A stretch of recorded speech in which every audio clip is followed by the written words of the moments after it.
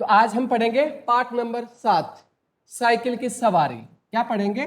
Cycle की सवारी। ठीक है। तो सीखने की लगन किसी भी उम्र में लग सकती है, यानी जब हमारा मन सीखने का हो, यानी सीखने के लिए कोई उम्र नहीं होती है ना।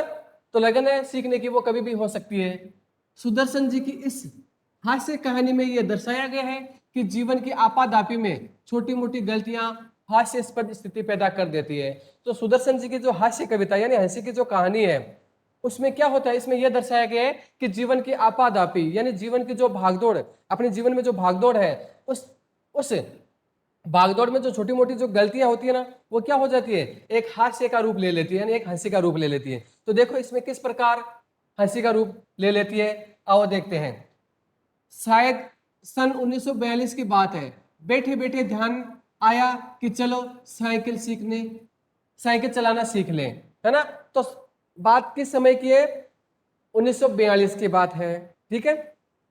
तो वो घर में बैठे हुए थे लेखक, और उन्होंने बैठे बैठे क्या ध्यान आया कि चलो आज तो साइकिल चलाना सीखते हैं। ठीक है।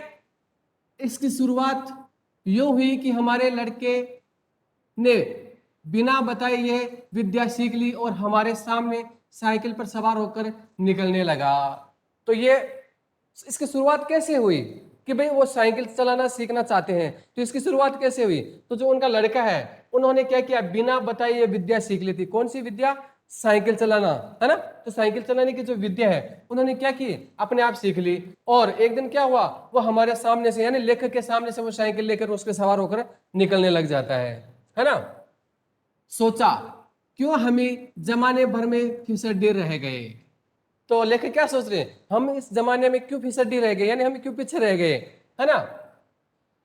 सारी दुनिया चलती है, सारी दुनिया चलाती है, जरा जरा से लड़के चलाते हैं, मूर्ख और गंवार चलाते हैं, क्या हमें नहीं चला सकेंगे? तो क्या कह रहे हैं कि हम पीछे क्यों से कैसे रह गए? क्यों? क्योंकि सारी दुनिया चलाती है। क्या चलाती है? साइकिल। अरे साइकिल है ना, वो सारी दुनिया चलाती है। जरा जरा से लड़के यानी जो छोटे छोटे लड़के हैं वो चलाते हैं, मूर्ख लोग चलाते हैं, गंवार होते हैं वो चलाते हैं। बस रह गए तो कौन रह गए बिना साइकिल चलाए? केवल हम ही रह गए, है ना। आखिर इसमें मुश्किल क्या है? कूद कर चढ़ गए और लगे ताबड़तोड़ पांव मारने। अरे साइकिल सीखना साइकिल चलाना कोई मुश्किल बात थोड़ी है। बस साइकिल के ऊपर चढ़ जाओ और ताबड़तोड़ पैडल मारते रहो, साइकिल अपने आप चलती जाएगी। चलेगी क्या? चलेगी, है ना। और जब देखा कि कोई राह में खड़ा है, तब टन टन करके घंटी बजा दी। क्या हुआ? अरे साइकिल पर चढ़ गए, साइकिल चलाने में कोई जोर थोड़ी आता है। लेखक सोच रहा है क्या कि साइकिल चलाने में कोई जोर नहीं आता है, बस क्या करना है, साइकिल के ऊपर चढ़ जाओ, धड़ाधड़ पेडल मारो और साइकिल को भगाओ। और अगर कोई रास्ते में कोई दिख जाता है, बीच में रास्ते में कोई चलता हुआ दिख जाता है, तो क्या करना है, बस टन टन घंटी बजा दो। अगर न हटा तो क्रोधपूर्ण आंखों से उसे घूरते हुए चले गए, है ना। अरे बीच रास्ते में कोई खड़ा है, घंटी बजा दी, वो नहीं हट रहा है तो क्या करेंगे, उसके पास से जाएंगे और एकदम आंखें निकालते हुए उसकी तरफ घूरते हुए आगे बढ़ जाएंगे। बस यही तो सारा रहस्य है इस लोहे की सवारी का, है ना। तो बस यही तो इसका रहस्य है क्या, कि बस साइकिल के ऊपर बैठ जाओ, पैडल मारो और तेज भगाते जाओ। कोई रास्ते में आता तो टन टन बजा दो, रास्ते में नहीं हट रहा है तो आंखें निकाल के घूर करके उसको आगे निकल जाओ। बस यही करना है इस लोहे की साइकिल से, है ना। कुछ ही दिनों में सीख लेंगे, थोड़े से दिन लगेंगे, सीख लेंगे, क्यों नहीं सीखेंगे। हमने निश्चय कर लिया कि चाहे जो हो जाए परवाह नहीं। तो उन्होंने निश्चय कर लिया, पक्का मन में सोच लिया कि हम क्या करेंगे, साइकिल सीखना है तो मतलब सीखना ही है हमें, इसकी जो कुछ होगा उसकी हमें कोई चिंता नहीं है, बस साइकिल सीखने। पर साइकिल चलाना सीखेंगे जरूर, चाहे कुछ भी हो जाए। अरे चाहे कुछ भी हो जाए, साइकिल चलाना जरूर सीखेंगे। ठीक है। दूसरे दिन हमने अपने फटे पुराने कपड़े तलाश किए और उन्हें ले जाकर श्रीमती जी के सामने पटक दिए कि इनकी जरा मरम्मत कर दो। तो क्या हुआ, दूसरे दिन अब उनके मन में साइकिल चलाने का भूत सवार हो गया, पक्का सोच लिया कि अब साइकिल चलाएंगे ही, है ना। तो दूसरे दिन जो भी उनके घर में फटे पुराने उनके कपड़े थे, उन कपड़ों को ढूंढा और इकट्ठा करके और ले जाकर के अपनी धर्मपत्नी के सामने पटक दिए। और क्या कहा, बोला इनकी मरम्मत कर दो, अर्थात इसकी सिलाई कर दो, जो भी फटे पुराने उनकी सिलाई करके तैयार कर दो इनको। श्रीमती जी ने अचरज भरी दृष्टि से देखा और कहा, इन कपड़ों में अब जान ही कहाँ है जो मरम्मत करूं। तो श्रीमती जी ने क्या किया, आश्चर्य भरी यानी आश्चर्य भरी दृष्टि से देखा और देखकर क्या कहा कि इन कपड़ों में अब जान ही कहाँ है, अरे ये तो पूरी तरह से फटे पुराने हो गए, इनमें थोड़ा सा खींचते ही ये फट जाएंगे, है ना, इनमें जान ही कहाँ है जो मैं इसकी मरम्मत कर दूं। ये तो फेंक दिए थे, आप कहाँ से उठा लाए, वहीं जाकर डाल आइए। बोले मैंने तो ये कपड़े फेंक दिए थे, आप कहाँ से उठा कर लाए हो, जाओ इन कपड़ों को ले जाकर जहां से लाए हो वहीं वापस इसको फेंक कर आ जाओ, है ना। क्यों, क्योंकि ये कपड़े पहनने लायक नहीं है, नहीं ये मरम्मत के लायक है।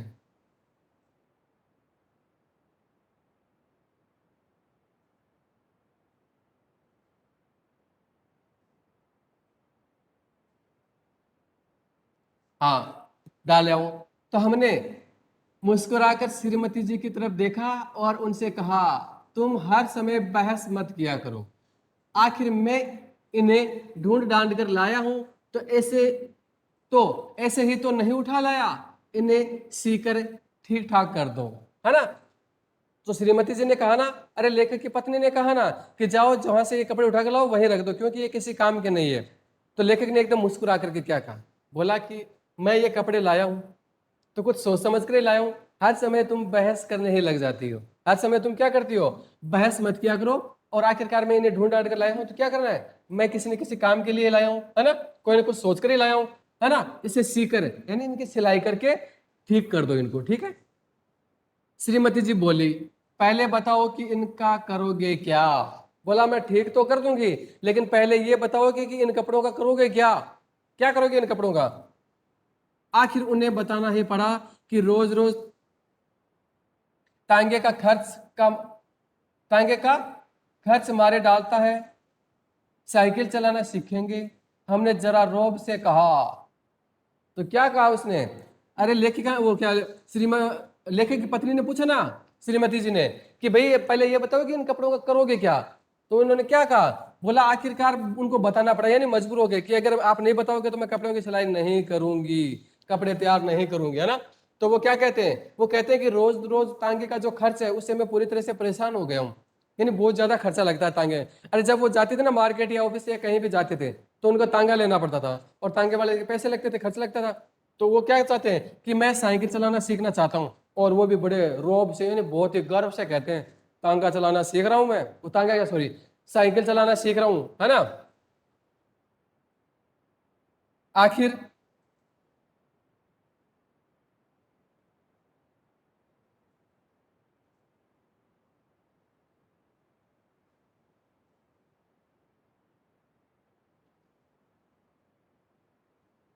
आखिर बाइसिकल से एक दो बार गिरेंगे या नहीं, और गिरने से कपड़े फटेंगे या नहीं।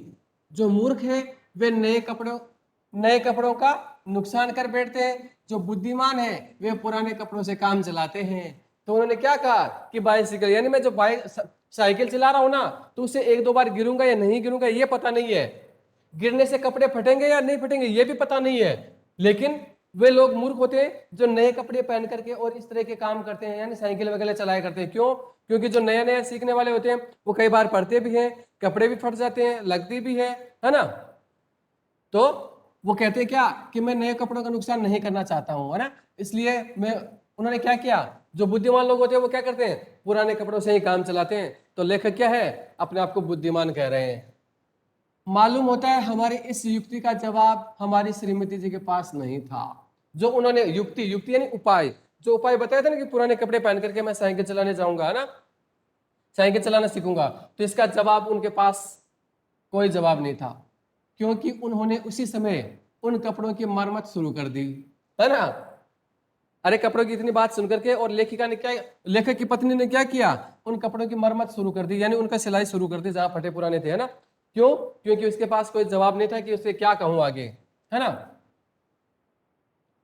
इधर हमने बाजार जाकर जमपक यानी एक मरहम का नाम है कि 2 डिब्बे खरीद लिए ताकि चोट लगने पर उसी समय इलाज किया जा सके। तो देखो इसके साथ वो क्या कर रहे हैं, यानी साइकिल भी चलाना सीख रहे हैं और साइकिल सीखने से जो होने वाला नुकसान है उसका उपाय पहले ही कर रहे हैं वो, है ना। देखो जब साइकिल चलाना सीखते हैं तो बहुत बार पढ़ते भी हैं, लगती भी है, तो क्या करेंगे, तो पढ़े, कपड़े फट जाए, है ना, गिरते हैं, लग जाती है, तो वो इसके लिए वो दवाई भी लेकर आ रहे हैं। और दवाई का नाम क्या है, जंबक, है ना, एक मरहम का नाम है, ठीक है। तो वो डिब्बी भी लेकर आते हैं, 2 डिब्बियां लेकर आ जाते हैं। क्यों, क्योंकि चोट लगते ही फटाफट उसका इलाज भी किया जा सके, है ना, उनको पता है कि गिरते भी है। अब यह सवाल हमारे सामने था कि अपना उस्ताद किसे बनाएं। अब पहला सवाल उनके सामने आया कि उस्ताद किसे बनाए, यानी सिखाने वाला, जो गुरु होता है ना, जो सिखाने वाला उस्ताद होता है, तो साइकिल चलाना किससे सीखे, उस्ताद किसको बनाए, है ना। इसी उधेड़बुन में बैठे थे कि तिवारी लक्ष्मी नारायण आगे और बोले, क्यों भाई, हो जाए एक एक बाजी शतरंज की। तो इसी उधेड़बुन में, यानी इसी सोच में डूबे हुए थे कि उसी समय कौन आकर दिख जाते हैं उन्हें, तिवारी जी आ जाते हैं। तिवारी नाम क्या पूरा, लक्ष्मी नारायण तिवारी, वो आ जाते हैं और क्या कहते हैं, क्यों भाई, हो जाए शतरंज की एक एक बाजी। हमने सिर हिलाकर जवाब दिया, नहीं साहब, आज इच्छा नहीं है। बोला, आज नहीं खेलेंगे यार, आज इच्छा नहीं है। आज इच्छा क्यों नहीं है, क्योंकि आज कुछ और ही उनके खोपड़ी में चल रहा है ना। आज क्या चाहते हैं वो, आज साइकिल चलाना सीखना चाहते हैं, है ना। तो इसलिए जब तक वो नहीं सीखेंगे तब तक किसी काम में मन नहीं लगेगा। ओके, नेक्स्ट, तिवारी जी हमारे पास बैठकर बोले, अरे भाई मामला क्या है, पत्नी से झगड़ा तो नहीं हो गया। अरे बोला, भाई क्या बात है, आज शतरंज नहीं खेल रहे हो, चुपचाप बैठे हुए हो, क्या बात है, पत्नी से झगड़ा तो नहीं हो गया। अरे पत्नी से झगड़ा तो नहीं हो गया कुछ ज्यादा, इस तरह से बैठे हो, क्या मामला है, बताओ तो सही। हमने कहा, तिवारी भैया क्या कहे, सोचा था लाओ साइकिल की सवारी सीख ले, लेकिन अब कोई ऐसा आदमी नहीं दिखाई देता जो हमारी सहायता करे। बताओ, है कोई ऐसा आदमी।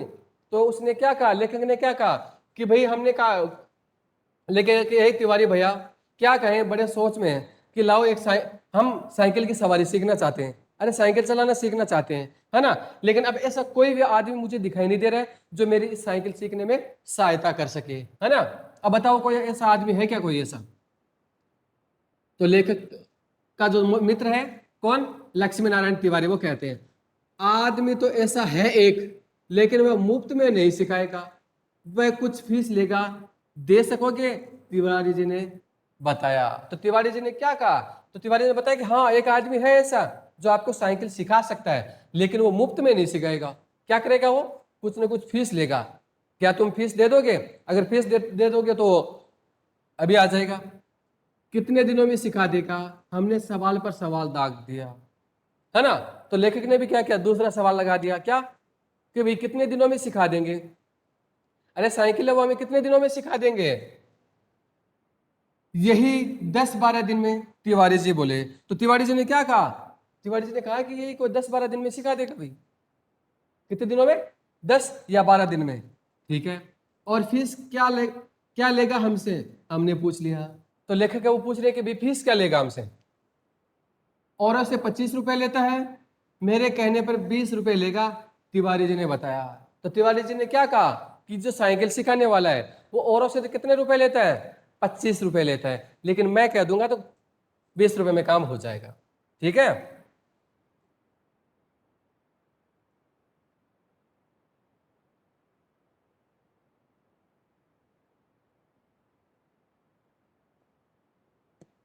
तो क्या करा, औरों से तो 25 रुपए लेता है, मेरे कहने से 20 रुपए लेगा, ठीक है।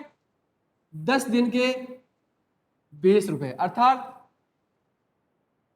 2 रुपए रोजाना, ठीक है। तो साइकिल सिखाने वाला कितने रुपए लेगा, 10 दिन के 20 रुपए लेगा। इसका मतलब हमेशा के कितने लेगा, 2 रुपए लेगा, अर्थात 60 रुपए महीना, वह भी 1-2 घंटे के लिए। तो वो हिसाब लगा रहे क्या, यानी महीने के 60 रुपए, और वो भी 1 या 2 घंटे के लिए आता आएगा। क्या बात है, ऐसा 3-4 ट्यूशन मिल जाए तो 250-300 रुपए हर महीना हो जाए। यदि इस तरह से कोई 3-4 ट्यूशन मिल जाए ना साइकिल सीखने वाले, है ना, तो महीने के कितने हो जाएंगे, 250-300 रुपए तो आराम से हो जाते हैं। हमने तिवारी जी से इतना ही कहा कि जाकर मामला तय कर आओ, लेकिन मन में खुश हो रहे थे कि साइकिल चलाना आ जाए तो एक ट्रेनिंग स्कूल खोल ले और 300-400 रुपए हर महीने कमाने लगेंगे। तो तिवारी वो जो लेखक है वो क्या सोच रहे हैं, लेखक ने क्या कहा अपने दोस्त से कि चलो ठीक है आप उनसे कह दो कि भाई साइकिल चलाना सिखा दें। और उन्होंने मन में क्या सोचा कि हम भी क्या करेंगे, साइकिल सीख लेंगे। और वो मन में खुश हो रहे थे, क्यों, क्योंकि साइकिल हम चलाना सीख लेंगे तो क्या होगा, एक दो ट्रेनिंग स्कूल भी खोलेंगे जहां हम बच्चों को स्कूल में क्या करेंगे, बच्चों को साइकिल चलाना सिखाएंगे और 200-400 रुपये आराम से हो जाएंगे, ठीक है ना, 300-400 रुपये आराम से आ जाएंगे इसमें। इधर तिवारी जी मामला तय करने गए, उधर हमने यह शुभ समाचार जाकर श्रीमती जी को सुना दिया कि कुछ है ना। तो इधर तिवारी जी गए, अरे मामला तय सेट करने के लिए गए, ट्रेनिंग वाले को बुलाने के लिए, है ना। और इधर क्या हुआ, इधर वो अपनी जो पत्नी है उसको शुभ समाचार सुनाने के लिए उनसे कहते हैं, तो श्रीमती जी को सुना दिया। और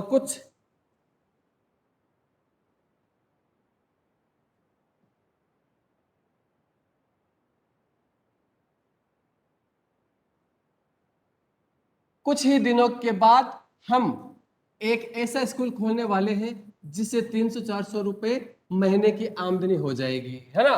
तो वो जाकर अपनी पत्नी को बताते हैं कि भाई अब तो मैं साइकिल सीख रहा हूं, और फिर मैं क्या करूंगा, साइकिल सीखने के बाद एक स्कूल खोलूंगा जिससे मैं क्या करूंगा, हर महीने 300-400 रुपए आमदनी हो जाएगी, पैसे आते रहेंगे उस स्कूल से, है ना। श्रीमती जी बोली, पहले आप तो सीख लो फिर स्कूल खोल लेना। मैं तो समझती हूँ कि आप ही सीख नहीं सकोगे, दूसरों को सिखाने की तो दूर की बात है।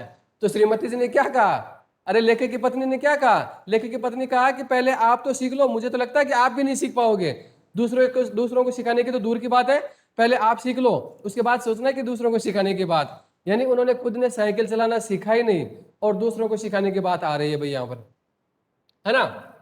इतने में तिवारी जी ने बाहर से आवाज दी, हमने जाकर देखा तो उस्ताद साहब खड़े थे, ठीक है। अब इतने में तिवारी जी वापस आ गए, उसको बुला ट्रेनिंग वाले को लेकर के, है ना। और जब लेखक ने बाहर जाकर देखा तो वो उस्ताद जी खड़े थे बाहर। हमने शरीफ विद्यार्थी की तरह श्रद्धा से हाथ जोड़कर प्रणाम किया और चुपचाप खड़े हो गए।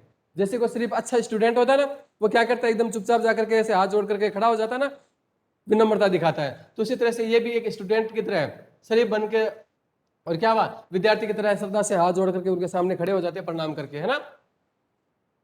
तिवारी जी बोले, ये तो 20 पर मानते ही नहीं थे, बड़ी मुश्किल से इन्हें मनाया है, पेशगी लेंगे, कहते हैं बाद में कोई नहीं देता, है ना।